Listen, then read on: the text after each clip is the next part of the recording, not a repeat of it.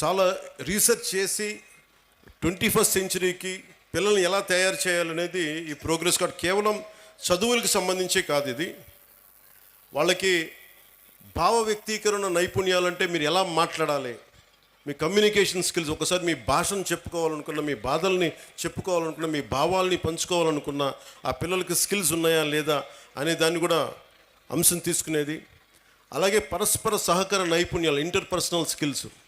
ఒక్కోసారి మనం 10 మంది కలిసి మన బిడ్డ 10 మందిలోకి వెళ్తే ఎలా నడుచుకోవాలి, ఏంటి చేస్తాడు అనేది కూడా ఇంటర్పర్సనల్ స్కిల్స్ని అసెస్ చేస్తాయి. అలాగే నాయకత్వపు లక్షణాలు. మీరు చాలామంది అక్కడ కూర్చొని చూస్తే చాలామంది స్టూడెంట్స్ కొంత బాధ్యత తీసుకున్నారు, వాళ్ళ లీడర్షిప్ స్కిల్స్ పెరిగేవి. అలాగే లాజికల్ థింకింగ్, ఈ విధంగా వెళ్తే మనకి ఏం జరుగుద్ది, ఒక తార్కికంగా, ఒక రేషనల్గా ఉండేలాగా ఈ లాజికల్ థింకింగ్. సాధారణ కేవలం మన చదువులే కాదు, అన్ని అంశాలపైన సంపూర్ణ అవగాహన ఎలా ఉంది. అలాగే పర్యావరణ అవగాహన, ముఖ్యంగా మనకి నీటి సమస్యలు కానీ, ప్రకృతి మనకి పర్యావరణ సమస్యలు కానీ, వీటి మీద అవగాహన కల్పించేది. అలాగే NCC, NSS, scouts and guides, అది దాని మీద అవగాహన. అలాగే పిల్లల్లో ఏ విధంగా వీళ్ళు ఎలాంటి మనకి స్పోర్ట్స్లో రాణిస్తున్నారు, అలాగే అంటే ఎలాంటి కళల్లో వీళ్ళకి నైపుణ్యం ఉంది, ఇవన్నీ కూడా చాలా ఉన్నాయి. చాలా ఏ పాలసీ అయినా చాలా అద్భుతంగా ఉంటుంది, ఏ పాలసీ అయినా సరే. కానీ మీరు చేయాల్సిందల్లా ఆ పాలసీల్ని వాడుకోవటం. మీరు స్కూల్స్ మీద తల్లిదండ్రులు ఒత్తిడి పెట్టాలి. మీరు ప్రభుత్వం చాలా చిత్తశుద్ధిగా ఉంది, మేమందరం బలంగా మీ వైపు ఉన్నాం. తల్లిదండ్రులు మీరు కనుక మా బిడ్డలు బాగుండాలి, వాడి భవిష్యత్తు బాగుండాలి అంటే మీరు బయటకు వచ్చి మీరు స్కూల్ ప్రిన్సిపల్స్తో కానీ, అధ్యాపకులతో కానీ, ఉన్నత అధ్యాపకులతో కానీ మాట్లాడి మీరు మా దృష్టికి తీసుకొచ్చి, వాళ్ళ దృష్టికి తీసుకొస్తే తీరని సమస్యల్ని తీర్చే బాధ్యత మేము దృష్టి పెడతాం. క్యాబినెట్లో దాని గురించి మాట్లాడతాం. మధ్యాహ్న భోజన పథకం కూడా డొక్కా సీతమ్మ వారి మధ్యాహ్న భోజన పథకం కూడా అమెరికా లాంటి దేశంలో అమెరికన్ ప్రెసిడెంట్, ఫస్ట్ లేడీ, ఆవిడ ఆధ్వర్యంలో ఉంటుంది. దేశం మొత్తం మీద పబ్లిక్ స్కూల్స్లో ఉండే ప్రతి భోజన పథకాన్ని ఎలా చూస్తారు అనేది ఆవిడ ఆధ్వర్యంలో ఉంటుంది. అలాంటిది నేను ఇందాక కలెక్టర్ గారు చెప్తే నేను ఒకటే అనుకున్నాను, దీన్ని ఖచ్చితంగా క్యాబినెట్ దృష్టికి తీసుకెళ్తాను, ముఖ్యమంత్రి గారి దృష్టికి తీసుకెళ్తాను. క్వాలిటీ ఫుడ్ ఎలా ఉంది ఇక్కడ, బాగుందా బాగలేదా. ఎందుకంటే చాలా చోట్ల మన గ్రామీణ ప్రాంతాల్లో కానీ, మన విద్యార్థుల్లో కానీ బలం లేదు శరీరంలో. దేహదారుడి వయసు 14 ఏళ్ళు ఉన్నా, 16 ఏళ్ళు ఉన్నా 12 ఏళ్ల పిల్లల్లాగా ఉన్నారు. వాళ్ళకి దేహదారుఢ్యం లేదంటే సరైన పోషక పదార్థాలు లేవు. అందుకని ఇవన్నీ ఉండేలా ఏం చేయాలి అనేది ఒకసారి ఇంకొంచెం లోతుగా అధ్యయనం చేసి, కేవలం ఒక పూట భోజనం ఏదో కార్బోహైడ్రేట్స్ పెట్టేటి అన్నం వీటితో కాకుండా బలంగా ఏం పెట్టాలి అనేది దాని మీద కొంచెం లోతుగా అధ్యయనం జరగాలి. అమెరికాలో ఎలా అయితే ఫస్ట్ లేడీ చూశారో ఇక్కడ క్యాబినెట్ చూడాలని నేను కోరుకుంటా ఉన్నాను. ప్రతి స్కూల్లో ఏ సందర్భంలో పోషకాహార పదార్థం ఎంత బాగుందని దీన్ని కూడా దృష్టిలో పెడతానని చెప్పి మీకు ఈ సందర్భంలో మీకు తెలియజేసుకుంటా ఉన్నాను. అలాగే మీ బిడ్డలు డ్రగ్స్ ఎలా ఉన్నాయి, నాకు నిజంగా చాలా ఆశ్చర్యంగా ఉంటుంది. డ్రగ్స్ ఈ స్థాయికి వెళ్ళిపోయినాయా పిల్లలకి? ఆమె చిన్నప్పుడు ఎప్పుడు వినేవాడిని నేను. అది ఒక దేశాన్ని చంపేయడం అంటే, మత్తు మందుకి అలవాటు చేస్తే దేశం చచ్చిపోతుంది. మీకు ఓపియం వార్ తెలుసు, మీరు చిన్నప్పుడు మీరు పాఠాల్లో ఉంటాయి మీకు. చైనా ఓపియం వార్స్, అందరికీ మత్తు మందులు అలవాటు చేస్తే వాళ్ళకి తిరగబడే శక్తి పోద్ది, ఆలోచించే శక్తి పోద్ది. అందుకని మనం ఇది ఎవరన్నా సరే ప్రణాళికతో చేస్తున్నారా, ఇది ఎవరైనా ప్రణాళికతో చేస్తున్నారా లేదంటే ఇది యాక్సిడెంట్గా జరుగుతుందంటే ఒకసారి దీని మీద దృష్టి పెడతాం.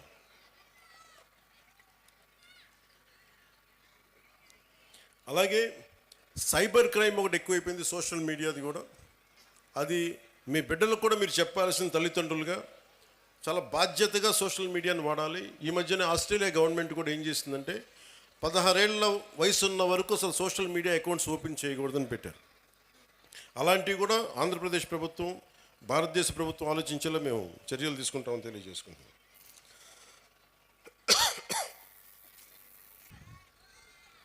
సినిమాలు మీరు ఇందాక నా పేరు అరుస్తూ ఉంటే ఒకటే చెప్తాను, మీకు హీరోలు అనేవాళ్ళు ముఖ్యంగా విద్యార్థులు చెప్తున్నా, నాకు అధ్యాపకుల మీద నాకు చాలా గౌరవం, నాకు చాలా చాలా గౌరవం అధ్యాపకుల మీద. మీరు ఊహించుకోండి, మీ అమ్మా నాన్న ఇంట్లో ఉన్న 2-3 బిడ్డల్ని రోజు చూసుకోవాలంటేనే ఎంత కష్టపడతారు. అలాంటిది పాప అధ్యాపకులు ఒక్కొక్క సెక్షన్కి 30 మంది విద్యార్థులు, 40 మంది విద్యార్థులు, 20 మంది అందరినీ కూర్చొని ఎంత ఒత్తిడి తీసుకుంటారు అధ్యాపకులు. అందుకని అధ్యాపకులకి మనం చాలా సహకరించాలి. చాలా కష్టం అధ్యాపక వృద్ధి. ఈ దేశం బాగుండాలి అంటే కాంట్రాక్టర్లు కాదు మనం పెట్టాల్సింది డబ్బులు, అధ్యాపకుల మీద పెట్టుబడి పెట్టాలి. అధ్యాపకులను గనక నిజంగా గనక బడ్జెట్ పెంచితే, అధ్యాపకుల మీద కనుక పెట్టుబడి పెడితే, వాళ్ళ కనుక నిజంగా విలువలతో ఉన్న అధ్యాపకుల్ని బయటికి తీసుకెళ్తే ఈ దేశం చాలా అత్యంత అద్భుతంగా ఉంటుంది. అందుకని అధ్యాపక వృత్తి హయ్యెస్ట్ పెయిడ్ జాబ్ అవ్వాలని నా కోరిక. ఆ రోజు జరుగుద్దా నాకు తెలియదు, కానీ నా ప్రయత్నం నాకు చేస్తాను. ఎందుకంటే నాకు చిన్నప్పుడు టీచర్స్ నాకు నేర్పించిన పాఠాలే. ఒక టీచర్ నాకు దేశభక్తి గురించి చెప్తే, ఇంకో టీచర్ నాకు సైన్స్ గురించి చెప్పారు. ఒక్కొక్క టీచర్ సరిగ్గా ఉంటే మనకి ఆ సబ్జెక్ట్ మీద ప్రేమ వచ్చేస్తుంది. సో టీచర్స్ కూడా నా విన్నపం, నాకు తెలుసు మీకు ఎంత కష్టాలు ఉంటాయో. మీరు నలిగిపోతూ ఉంటారు, పిల్లల్ని చెప్పి అలసిపోయి ఈ పిల్లల్ని కూర్చోబెట్టిలోపు 5 మంది లెగుస్తూ ఉంటారు, మీరు అలసిపోతారు. పోషకాహారం మీకు కూడా కావాలి. నిజంగా నాకు అదే అనిపిస్తుంది. ఎందుకంటే అలసి నేను సభల్లో మాట్లాడుతూ గొంతు అవిసిపోతూ ఉంటుంది నాకు. సో పోషకాహారం పిల్లలకే కాదు, మీకు కూడా కావాలి. మీకు కూడా వైటమిన్ డెఫిషియన్సీ ఉందా, మీకు కూడా ఒకసారి వైటమిన్ డెఫిషియన్సీ ఉంటే విసుగు వచ్చేస్తుంది. సో అది కూడా చూడాలని నేను కోరుకుంటా ఉన్నాను. Highest paid job should be for teachers. ఈ దేశం బాగుండాలి. ఎందుకంటే మీరు సరైన టీచరు ఒక్కళ్ళు దొరికితే దేశం తాలూకు దిశానిర్దేశాన్ని మార్చేస్తారు. నాకు ఒక టీచర్ చెప్పాడు, ఇప్పుడు 9th-లోనో 10th-లోనో నాకు తెలుగు పాఠం చెప్పాడు. ఆ తెలుగు పాఠం ఒకటి దేశభక్తి గురించి చెప్పాడు, చంద్రశేఖర్ ఆజాద్ గురించి చెప్పాడు, భగత్ సింగ్ గురించి చెప్పాడు. నాకు దేశానికి ఏదైనా చెయ్యాలని ప్రేరణ కలిగింది ఒక 9th-లో 10th-లో ఇచ్చిన ఒక టీచర్.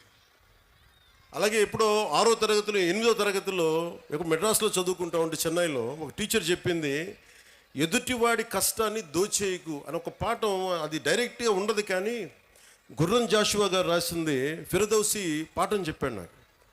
మాట ఇచ్చి నా గురించి నువ్వు నా కోసం శ్రమ కూర్చి రాయి అని ఇచ్చిన తర్వాత ఆ రాజు ఫిరదౌసికి డబ్బులు ఇవ్వడం. నాకు రక్తాన్ని కరిగించి రాశాను, నాకు ఇంటే ఆ మాట అన్నందుకు ఆయన మీద చంపేయడానికి రాజు పెడతాడు. ఆయన తప్పించుకొని తిరుగుతాడు. నాకు ఆ పాఠం నాకు నేర్పించింది ఏంటంటే, ఒకటి గుర్రం జాషువా గారి గొప్పతనం, 2 ఎదుటివాడి కష్టాన్ని మనం దొయ్యకూడదని. సో ఒక్కొక్క టీచర్ చాలా అద్భుతమైన పాఠాలు చెప్తారు. మీ హీరోస్ కూడా సినిమాల్లోనే చూసుకోకండి హీరోలని. నేను సినిమా హీరోగాని చెప్తున్నాను. హీరోలు మీకు ఎలా ఉంటారంటే, మీకున్న అధ్యాపకులు ఉండొచ్చు. ఒక టీచర్ ఇక్కడ పొద్దున్నే ఆవిడ పేరు మర్చిపోయాను నేను, బ్రాంజ్ మెడల్కి రెజ్లింగ్కి ఒక వ్యాయామం ఒక పీటీ టీచరు మీ విద్యార్థులను తయారు చేశారు. ఆవిడ వాళ్ళు వెళ్ళి బ్రాంజ్ మెడల్ కొట్టుకొచ్చారు. And she a hero for me. హీరోలు అంటే మీరు కేవలం సినిమాల్లో మీరే కదా madam, you are a hero. హీరోలు అంటే ఎంతసేపు సినిమాలో ఉండాలని అనుకోకండి. మామూలు కనిపిస్తారు, నల్లని హ్యాండ్ బ్యాగ్ పెట్టుకొని నవ్వుతా, పొద్దున్న లేచినప్పటి నుంచి వాళ్ళ బిడ్డలు బాగుండాలి. నాకు వాళ్ళు హీరోలు. నాకు వెంకటరామయ్య గారు మాస్టర్ ఒక ఆయన ఉండేవాడు. ఆయన నాకు చిన్నప్పుడు చెప్పిన పాఠాలు, వేమన శతకాలు గుర్తుండిపోయినాయి. నాకు ఆయన హీరో, నాకు ఆ టీచర్. సో మీరు గొప్ప గొప్ప వ్యక్తులనితో పాటు మీ సినిమాలకు వెళ్ళండి, ఆనందించండి, అన్నీ చూడండి, కానీ మీకు నిజమైన విలువలు మీ కళ్ళ ముందే ఉంటారు. మీ అమ్మ నాన్న ఎంత కష్టపడతారో చూడండి. మా అమ్మ నాకు నేర్పించింది ఏంటంటే, మా అమ్మ నాన్న ఎక్కువ చదువుకోలే. మా నాన్న 10th క్లాస్తో ఆపేసినట్టున్నాడు, మెట్రిక్ తోటి. తర్వాత ఆయన కానిస్టేబుల్ నుంచి ఉద్యోగంలో ప్రమోషన్స్ మీద వచ్చినాయి. మా అమ్మ 5వ క్లాస్తో ఆపేసింది. కానీ వాళ్ళిద్దరి విలువలు ఎంత మంచి విలువలు అంటే, రోజు మా అమ్మ సాయంత్రం సంధ్యా సమయం అవ్వగానే దీపం ఇంట్లో లైట్ వేసి దండం పెట్టుకునేది. నేను 2-3 సార్లు చూశాను, ఎవరికమ్మా దండం పెడుతున్నావు అన్న. ఏ దేవుడికి దండం పెడుతున్నాను అడిగితే మా అమ్మ అంది, నేను థామస్ ఆల్వా ఎడిసన్కి దండం పెడుతున్నాను అన్న, మనకి లైట్ ఇచ్చినందుకు, మన బల్బ్ ఇచ్చినందుకు, ఎలక్ట్రిక్ బల్బ్. ఆ విలువ చదువు వల్ల రాదు. నా పాయింట్ ఏంటంటే, మీరు పిహెచ్డీలు చదవండి, ఇంకోటి చదవండి, కానీ విలువతో కూడిన విద్య చాలా అవసరం. సో మీ తల్లిదండ్రులు అలా అంటారు. నా తల్లి హీరో, నా తండ్రి నాకు హీరో, ఎందుకంటే కష్టపడ్డాడు మా నాన్న. అలా మీ తల్లిదండ్రులు కూడా మీకోసం కష్టపడుతూ ఉన్నారు. విద్యార్థులు మీరు మీరు చూడాలి.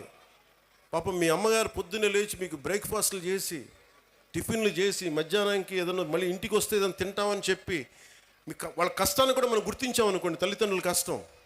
వాళ్ళ చిన్నపాటి బరువు తగ్గిస్తే చాలు, ఇంటికి వెళ్ళి స్కూల్కి వచ్చి మన అధ్యాపకులకు చిన్నపాటి బరువును తగ్గిస్తే చాలు, మనం చాలా ఎదుగుతాం.